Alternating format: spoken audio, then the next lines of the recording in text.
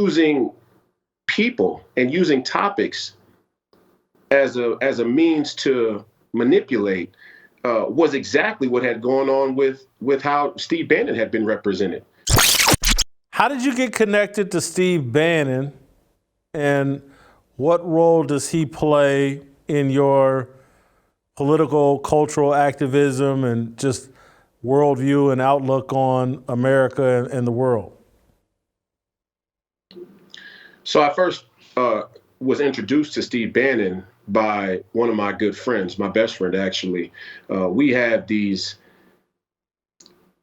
all-out political debates, between he and I, some nights for hours, right? And we're just trying to sharpen the ideas. We invite the confrontation of ideas and being able to go back and forth and figure out which ones hold up as they are poked and prodded.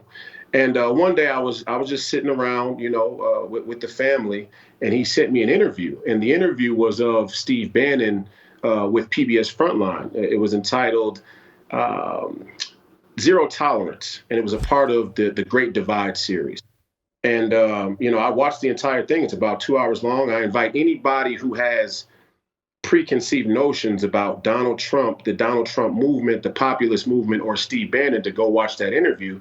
And as I watched it, I realized this was just about 2 years ago, I'd say, maybe 3 now. It was probably a year before the pandemic hit, or 6 months before the pandemic hit.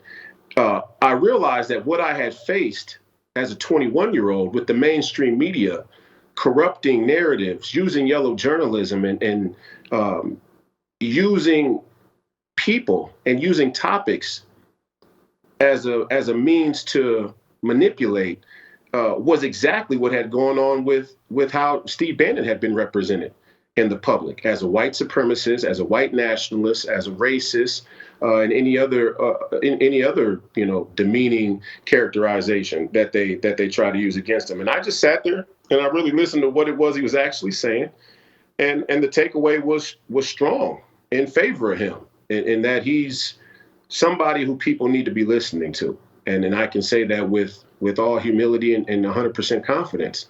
And we got introduced because Steve Bannon actually used to work for Jeff Quatnitz, who was the partner of Ice Cube in the Big 3 League.